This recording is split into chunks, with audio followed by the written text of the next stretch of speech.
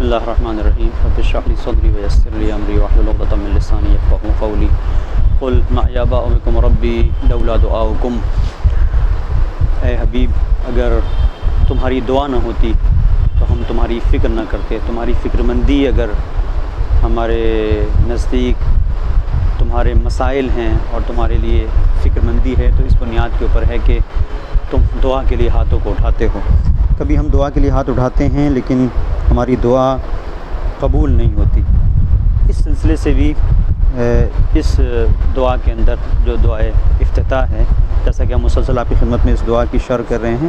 تو اس سلسلے سے بھی ہمارے اس دعا کے معارف میں اس چیز کو بیان کیا گیا ہے کہ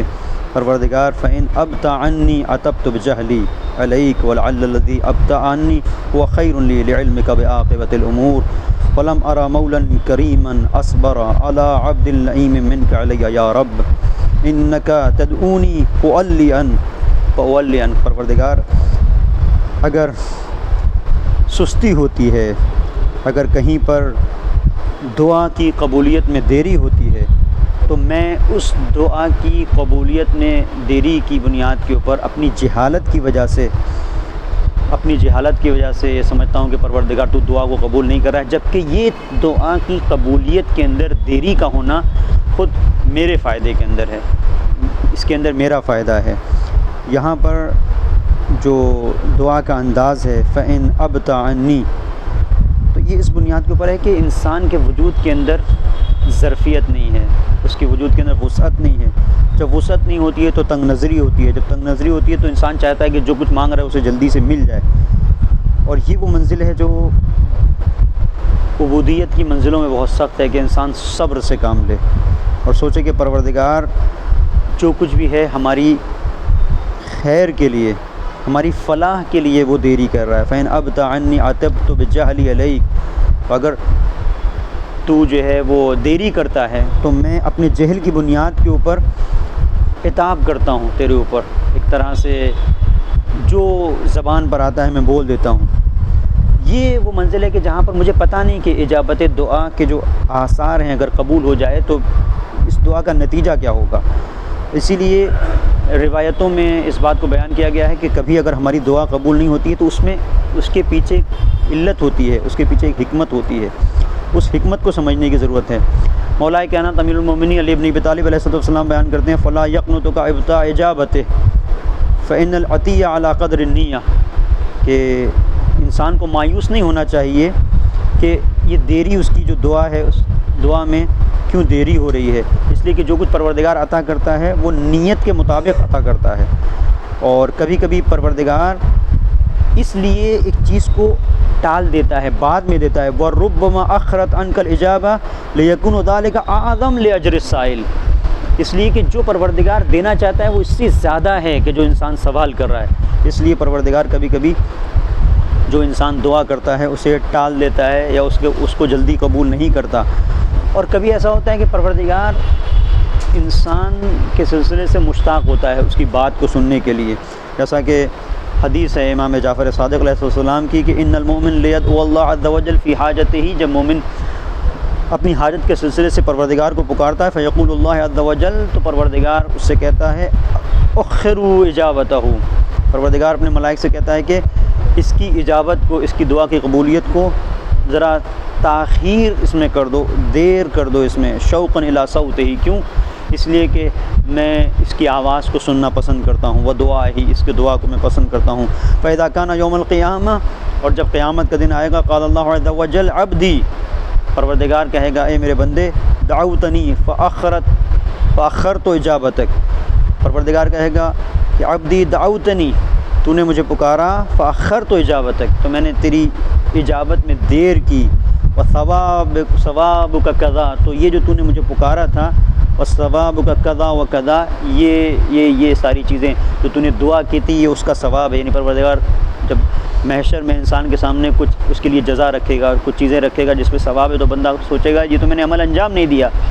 تو پروردگار کہے گا یہ وہ عمل ہے جو تو نے دعا کی تھی لیکن میں نے تیری دعا کو قبول نہیں کیا تھا، یہ اس کا میں حسن دے رہا ہوں تجھے۔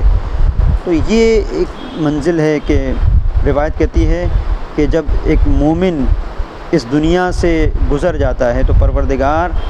کبھی اس دنیا سے گزر جانے کے بعد جو اس کے اعمال ہیں وہ مختصر سے اعمال لے کے گیا ہے، اس اعمال میں جب اضافہ کر دیتا ہے پروردگار تو یہ پریشان ہو کے پوچھتا ہے کہ پروردگار یہ کہاں سے آیا ہے سب؟ تو پروردگار کہتا ہے کہ یہ وہ دعائیں تھیں جو تو نے مجھ سے کی تھیں لیکن میں نے انہیں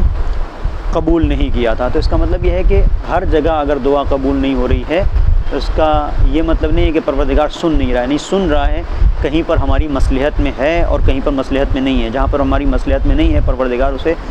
عطا نہیں کر رہا ہے۔ تو یہ ایک طریقہ ہے اس دعا میں جو ہمیں بتایا گیا کہ کس انداز سے تمہیں اپنے رب کے حضور میں حاضر ہو کے دعا کرنا ہے۔ دعا ہماری فکر کو وسیع کرتی ہے اور انسان کو بلند کرتی ہے، انسان کو ایک عالی ترین منزل پر پہنچاتی ہے کہ جہاں پر انسان سب کے بارے میں سوچتا ہے، سب کے بارے میں فکر کرتا ہے۔ انسان کے دل کے اندر جو تنگی ہے وہ تنگی دور ہو جاتی ہے اسی دعا کے ذریعے سے، اور اسی دعا کے ذریعے سے پروردگار کے انسان نزدیک ہوتا ہے۔ کس طرح سے جو محدود لوگ ہوتے ہیں وہ بہت چھوٹے، ہم سمجھ نہیں سکتے کہ دعا کے اندر کیا ہے اور کتنی وسعت ہے۔ ایک عمیق سمندر ہے، خاص طور پر اس عمیق سمندر میں اترنے کے لیے شرح دعا افتتاح ایک ساحل ہے۔ جیسے آپ اچانک آپ چاہیں سمندر میں کودنا تو نہیں، کچھ ساحل کی آپ کو ضرورت پڑے گی۔ سمندر میں اگر ایک کشتی ہے تو کشتی پر چڑھنے کے لیے بھی آپ کو ایک بوٹ کی ضرورت پڑے گی۔ یہ دعا افتتاح ہمیں بتاتی ہے کہ کس طریقے سے آپ ایک عظیم معرفت کے سمندر میں آپ شناوری کر سکتے ہیں، یہ دعا بتاتی ہے۔ اور اس کے اندر جو وسعت ہے وہ ناقابل بیان ہے۔ آپ نے سنا ہوگا کہ کسی نے، یہ ایک تمثیلی داستان ہے کہ گیا ایک سمندر سے کوئی ایک مچھلی پکڑ کے لے آیا، اس نے لا کے اس مچھلی کو کنویں میں ڈال دیا اور کنویں میں بہت سارے میڈک تھے، تو جیسی مچھلی کنویں میں گرتی ہے تو سارے میڈک ایک آواز آتی ہے، چھپاک کی آواز آتی ہے، سب ڈر جاتے ہیں، ادھر بھاگ جاتے ہیں اور بہت ڈر کے رہتے ہیں، پتہ نہیں کون سی عجیب و غریب مخلوق آ گئی ہے جو لمبی سی ہے اور جس کی پونچھ ہے اور اس طرح سے وہ ہمیں مثلا تنگ کر سکتی ہے، ہمیں پریشان کر سکتی ہے اور ہمیں نقصان پہنچا سکتی ہے۔ تو سب اپنا محاذ بنا کے ایک جگہ پر سب جمع ہو گئے، ساتھ میں رہ رہے ہیں۔ تو اس سے یہ بھی پتہ چلتا ہے اگر کہیں پر خوف ہے، کہیں پر کوئی سختی ہے، مصیبت ہے، تو بہرحال میڈکوں کو بھی اتنا پتہ ہے کہ جہاں پر سامنے کوئی ایسا دشمن ہے جس کے بارے میں ہم نہیں جانتے، تو کم سے کم متحد ہو جائیں۔ میڈک اتنا سمجھتے ہیں کہ متحد ہو جائیں۔ اب یہ انسانوں کی منزل ہے کہ دیکھ بھی رہے ہیں سب کچھ کہ ہمارے دشمن ہمارے لیے کیا کچھ کر رہے ہیں، اس کے بعد بھی ہر ایک کی جو ہے وہ ٹانگ کھینچ رہے ہیں، جبکہ یہ میڈک خود ایک دوسرے کی ٹانگ کھینچنے والے ہیں، اور لیکن ایک جگہ پر متحد ہو رہے ہیں، دو جگہ پر جمع ہو گئے۔ اس کے بعد کسی نے کہا چلو ذرا جا کے دیکھتے ہیں، ہو سکتا ہے کہ بہت کوئی ایسی چیز نہ ہو جو ہمیں نقصان پہنچائے۔ تو خیر ایک میڈک نے ہمت کی اور پہنچا، دیکھا کہ وہ تو بڑی اچھے انداز سے بات کر رہی ہے مچھلی، کہاں سے؟ بہت بڑی جگہ سے۔ کہا کہ یہ بتاؤ کہ تم اس سے پہلے کبھی تم نے ایسا محسوس کیا تھا جس طرح سے ابھی کنویں کے اندر اتنا پانی یہاں پر ہے؟ تو چھوٹی موٹی جگہ پہ رہتی ہوگی تم؟ آگے نہیں، میں تو بہت وسیع ایسا جہاں پر تمہارا تصور بھی نہیں ہے۔ تو اس نے سوچا کہ اس سے بڑی کون سی جگہ ہوگی جہاں پر ہم ہیں، اتنا بڑا کنواں ہے۔ تو اس نے سوچا کہ اس کے لیے اس کو پتہ نہیں ہے کہ ہم کتنی بڑی جگہ پر ہیں۔ تو اس نے ایک راؤنڈ میں ایک چکر کاٹا ایک چھوٹے سے دائرے میں، کہا دیکھو کیا تم اتنے بڑے دائرے میں رہا کرتی تھی؟ تم مچھلی ہنسی، اس نے کہا نہیں یہ تو بہت چھوٹا سا دائرہ ہے۔ تو میڈک نے دائرے کو اور بڑا کیا، اچھا بتاؤ یہ اتنے دائرے میں تم رہتی تھی؟ کہا نہیں اس سے بھی بڑا دائرہ۔ اس نے ایک اور کیا، اتنا بڑا دائرہ؟ کہ نہیں اس سے بھی بڑا دائرہ تھا۔ تو بہت غصہ آیا اور میڈک نے بالکل کنویں کی دیوار سے سٹ کر ایک چکر لگایا، بولے اتنا بڑا دائرہ؟ تو مچھلی نے کہا تم جتنے دائرے بھی لگاتے چلے جاؤ، ہزاروں کنویں بھی اگر ہو جائیں گے تو میں جتنے بڑی جگہ پر رہتی تھی اس کا اندازہ تم نہیں لگا سکتے ہو۔ تو یہ ایک منزل ہے کہ جہاں پر ایک مچھلی ہے اور اس کی جس جگہ پہ وہ رہتی ہے وہ کہاں رہتی ہے، سمندر میں رہتی ہے، اور کبھی میڈک اس تک پہنچ ہی نہیں سکتے، وہ سمجھیں گے کہ جو یہ کنواں ہے اس سے بڑا کوئی علاقہ نہیں ہے۔ یہ جو دعا ہے، یہ دعا ہمیں جو ہمارا میڈک جیسا وجود ہے اس سے نکالتی ہے اور معرفت کے ایک عظیم سمندر سے آشنا کرتی ہے کہ جہاں پر ہم صرف اپنے لیے دعا کر رہے ہیں، پروردگار ہمیں رزق چاہیے، پروردگار ہمیں صحت چاہیے، پروردگار ہمیں یہ چاہیے وہ چاہیے۔ یہ جو دعا ہے، دعا افتتاحی میں بتاتی ہے کہ نہیں، جب تم کریم رب سے مانگ رہے ہو جس کی رحمت وسیع ہے تو وہ مانگو جس کی وسعتوں کی کوئی انتہا نہیں ہے، جو بے کراں وسعتوں کا حامل ہے۔ جب اس سے طلب کر رہے ہو تو بے کراں چیزیں طلب کرو۔ ان بے کراں چیزوں میں کیا ہے؟ اس حکومت کو طلب کرو، اس حکومت اور اس سسٹم کو طلب کرو کہ جو عصمت کا سسٹم ہے، کہ جس میں تم یہ دعا کرو، اللہم انا نرغب الیک فی دولت الکریمہ، دولت کریمہ کو تم طلب کرو۔ یہ دولت کریمہ کون سی ہے؟ جیسے امام زمانہ عجل اللہ تعالیٰ فرج الشریف کے ظہور کے وقت ہم دیکھیں گے کہ یملأ الارض قسطا وعدلا کما ملئت ظلما وجورا، کہ دنیا جب ظلم و جور سے پٹ جائے گی تو اسی طریقے سے حضرت حجت عجل اللہ تعالیٰ فرج الشریف اس دنیا کو عدل و انصاف سے بھر دیں گے، جس طریقے سے دنیا ظلم و جور سے پٹ گئی ہے۔ تو یہ وہ وسعت ہے کہ دنیا میں عدل قائم ہو، دنیا میں ایک ایسا نظام قائم ہو کہ مظلوموں کو ان کا حق دیا جا سکے اور ظالم کو اس کے کیفر کردار تک پہنچایا جا سکے، جو لوگوں کو پریشان کر رہے ہیں تو ان لوگوں کو پکڑا جا سکے جو غریبوں کا حق کھا رہے ہیں، مار رہے ہیں۔ یہ دنیا کے جتنے بھی مظالم ہیں ان سب کا اختتام کہاں پر ہے؟ یہ اس وقت ہے جب حضرت حجت کی حکومت ہوگی۔ اور اس دعا کے اندر جو ایک عظیم ہمارے لیے ایک درس ہے وہ یہ کہ ہم اپنی فکر کو وسیع کریں، کنویں کے میڈک کی طرح نہ ہو، بلکہ ایک وسیع فکر ہو کہ جب ہم اہل بیت اطہار علیہ السلام کے تعلیمات کے سمندر میں رہ رہے ہیں تو پھر ہماری فکر کے اندر بھی وسعت ہونی چاہیے، وہ میڈک کی طرح ہماری فکر نہ ہو کہ جہاں پر ہم رہ رہے ہیں بس وہی اسی کے بارے میں سوچیں، نہیں، اس سے بڑھ کر دنیا کے بارے میں سوچیں، بشریت کے بارے میں سوچیں۔ پروردگار کی بارگاہ میں دعا ہے کہ مالک ہم سب کو